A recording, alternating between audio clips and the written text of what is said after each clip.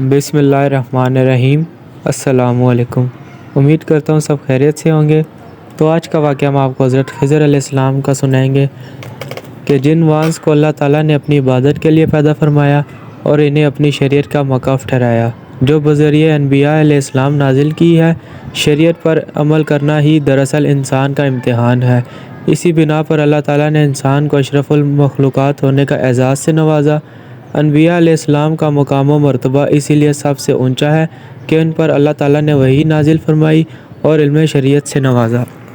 کسی کے علم کا محض زیادہ ہونا اس کے افضل ہونے کی دلیل نہیں، بلکہ علم وحی کے لیے بہت ساری شرائط ہیں جن کا صاحب علم میں پایا جانا ضروری ہے۔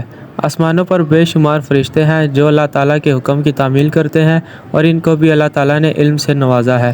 زمین پر جو کچھ ہونے والا ہوتا ہے اس کا علم 1 سال پہلے لیلۃ القدر کو فرشتوں کے سپرد کر دیا جاتا ہے۔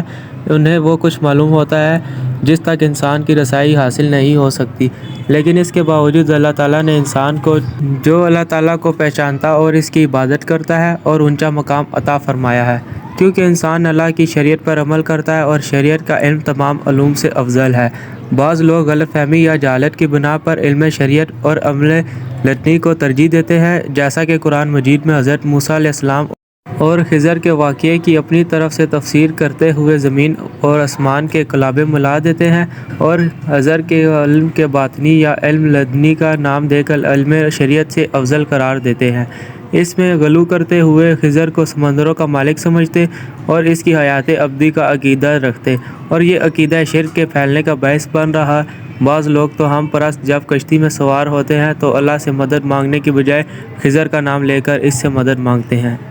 کشتی میں سفر کے دوران خضر کا نام کی نذر و نیاز پیش کرتے ہیں، حالانکہ مشرکین مکہ میں جب کشتی میں سوار ہوتے تھے تو اپنے بزرگوں اور معبودوں کو بھول جاتے تھے، مگر افسوس کہ آج بہت سارے مسلمان کشتی میں سوار ہو کر بھی غیر اللہ کو نجات کا ذریعہ سمجھتے ہیں۔ قرآن مجید میں بیان کردہ واقعہ خضر سے ایسے لوگ استدلال کرتے ہیں کہ خضر کے پاس وہ علم تھا جو حضرت موسیٰ علیہ السلام کے پاس نہیں تھا۔ اسی سے وہ حضرت موسیٰ علیہ السلام پر خضر کی فضیلت ثابت کرتے ہیں، حالانکہ صحیح بخاری میں حضرت عبداللہ بن عباس رضی اللہ تعالیٰ عنہ کی روایت ہے کہ حضرت موسیٰ علیہ السلام جب خضر کے پاس پہنچے تو اپنا مقصد بیان کیا کہ آپ سے علم حاصل کرنے کے لیے آیا ہوں، تو خضر نے کہا، اے موسیٰ، میں اللہ تعالیٰ کی طرف سے ایسا علم رکھتا ہوں جو اللہ نے مجھے عطا کیا، تو اس کو نہیں جانتا، تو اللہ کی طرف سے ایسا علم رکھتا ہے جو تجھے اللہ تعالیٰ نے عطا کیا، میں اس کو نہیں جانتا۔ معلوم ہوا کہ دونوں کو اللہ تعالیٰ نے خاص علم عطا کیا تھا۔ اگر موسیٰ علیہ السلام خضر علیہ السلام کے پاس علم سیکھنے کے لیے گئے تو اس کا یہ مطلب نہیں کہ خضر علیہ السلام موسیٰ علیہ السلام سے افضل تھے۔ مفسرین رحمۃ اللہ علیہ میں کسی نے ایک نے بھی یہ استدلال نہیں کیا۔ بعض مفسرین نے صراحت کی ہے حضرت موسیٰ علیہ السلام خضر سے افضل تھے اور ان کو اللہ تعالیٰ نے جو علم عطا کیا تھا وہ خضر کے علم سے افضل تھا، جیسا کہ علامہ عبد الرحمن بن ناصر سعدی رحمۃ اللہ علیہ نے اپنی تفسیر میں لکھا۔ اس میں ایک پہلو ہے کہ کسی افضل آدمی کا اپنے سے کم تر کے لیے واضح کرنا، کیونکہ حضرت موسیٰ علیہ السلام بلا شک و شبہ خضر سے افضل تھے۔ امام شوکانی رحمۃ اللہ علیہ فرماتے ہیں، اس واقعے میں کوئی ایسی دلیل نہیں کہ خضر موسیٰ علیہ السلام سے افضل تھے، کیونکہ بعض دفعہ ایک فاضل دوسرے فاضل سے علم اخذ کرتا ہے، بعض دفعہ ایک فاضل اپنے کم مرتبے سے علم اخذ کرتا ہے، اور خصوصاً جب ان میں سے کسی ایک کے پاس علم اور دوسرے کے پاس نہیں۔ حضرت موسیٰ علیہ السلام کا علم احکام شریعت اور ظاہر کے مطابق فیصلہ کرنے کا علم تھا، جبکہ خضر کے پاس کچھ علم غیب اور چھپی ہوئی چیزوں کی معرفت کا علم تھا۔ خضر کے پاس جو علم تھا انسانوں کو اس کی ضرورت نہیں، کیونکہ وہ علم تقدیر ہے جو اللہ تعالیٰ ملائکہ کو عطا فرماتے ہیں اور وہ تقدیر کائنات میں نفاذ کرتے ہیں۔ اسی بنا پر مفسرین کی ایک جماعت خضر کو انسانوں میں سے نہیں بلکہ ملائکہ میں شمار کرتی ہے۔ علم لدنی کا مخمصہ۔ صوفیہ نے شریعت سے راہ فرار اختیار کرنے کے لیے علم لدنی کی اصطلاح گھڑ رکھی ہے، جس کا استدلال وہ اسی واقعے سے کرتے ہیں۔ اللہ تعالیٰ کا فرمان ہے، دونوں نے ہمارے بندوں میں سے ایک بندے خضر کو پایا جسے ہم نے اپنی طرف سے رحمت عطا کی اور ہم نے اپنی جناب سے اسے علم عطا کر رکھا ہے۔ اس سے خود ساختہ استدلال کرنا کہ خضر کے پاس علم لدنی تھا کچھ فہمی اور بدترین جہالت ہے، کہ کیونکہ علم تو سارے کا سارا اللہ تعالیٰ کی طرف سے ہے۔ انسان، جنات، حیوانات اور تمام مخلوقات کے پاس جتنا علم ہے وہ سب اللہ کی طرف سے، لہٰذا ہر انسان کے پاس علم لدنی ہے، جیسا کہ اللہ تعالیٰ نے فرمایا، اور تمہیں اللہ تعالیٰ وہ کچھ سکھاتا ہے جو تم نہیں جانتے تھے۔ حضرت داؤد اور سلیمان علیہ السلام کے متعلق فرمایا، ان میں سے ہر ایک کو ہم نے حکمت سے نوازا۔ حضرت طالوت کے متعلق فرمایا، اللہ تعالیٰ نے اسے علم اور جسم میں بہت زیادہ کر دیا۔ حضرت سلیمان علیہ السلام نے جب ملکہ سبا کا تخت حاضر کرنے کے لیے حکم دیا تو ایک شخص نے ایک پل جھپکنے میں لے آیا اور جس کے پاس وہ خاص علم تھا جو کسی کے پاس نہیں تھا۔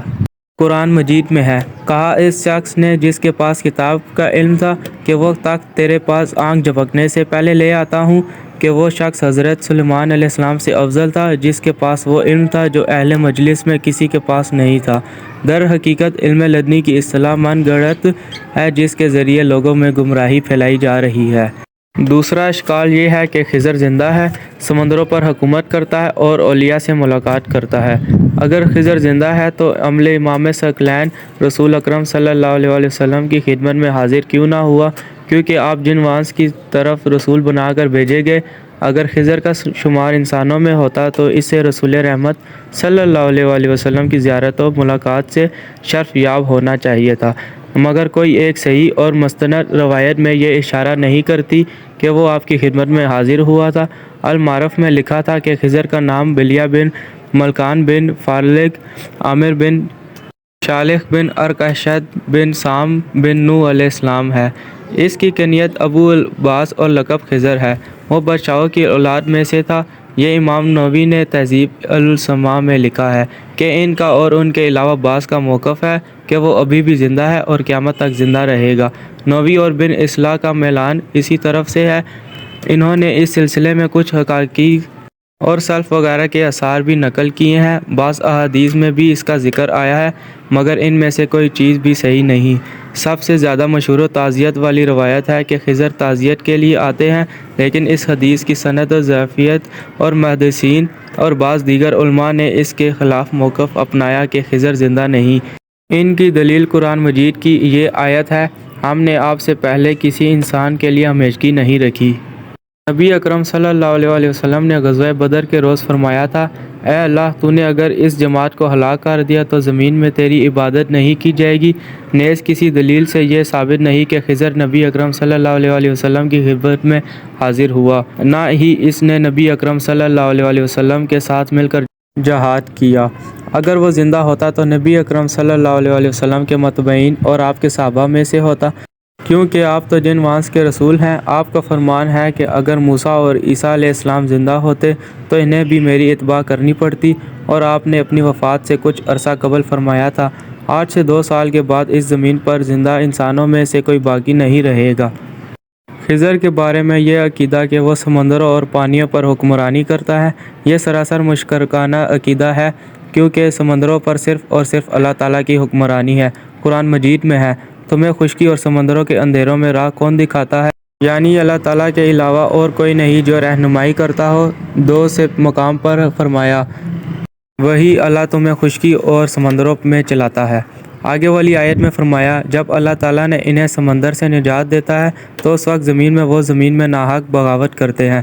بغاوت کیا ہے کہ نجات دینے والا تو اللہ تعالیٰ ہے، مگر یہ لوگ نسبت اوروں کی طرف کر دیتے ہیں کہ فلاں اور فلاں نے ہمیں نجات دی ہے۔ ایک مقام پر اشارہ فرمایا، کیا آپ نے نہیں دیکھا کہ بے شک اللہ تعالیٰ نے تمہارے لیے جو کچھ زمین میں ہے مسخر کر دیا ہے، اور کشتیوں کو بھی جو سمندروں میں اس کے حکم سے چلتی ہیں۔ لہٰذا خضر کے متعلق یہ عقیدہ رکھنا کہ وہ سمندروں میں مدد کرتا ہے شرک ہے۔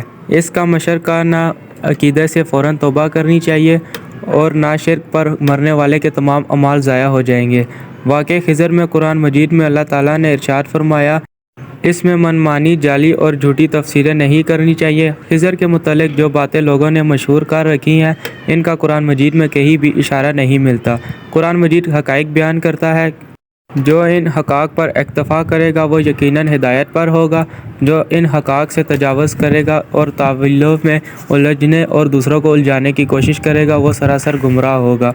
جناب خضر نے حضرت موسیٰ علیہ السلام کے ساتھ چلتے ہوئے پہلا اور دوسرا جو کام کیا، یعنی کشتی کا تختہ اکھاڑنا اور بچے کو قتل کرنے کا کام، جو احکام شریعت کے منافی ہے، اس میں ہمیں صرف قرآن مجید کے حقائق پر ہی اکتفا کرنا چاہیے، کیونکہ یہ سب کچھ اللہ تعالیٰ کے حکم سے ہو رہا تھا۔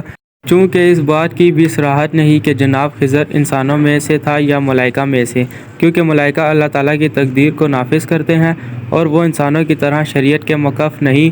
مولانا مودودی رحمۃ اللہ علیہ اس کے متعلق لکھتے ہیں، بس نبی اکرم صلی اللہ علیہ وسلم کا یہ اشارہ کہ انہوں نے وہاں ایک مرد کو پایا، حضرت خضر کے انسان ہونے پر صریح دلالت نہیں کرتا۔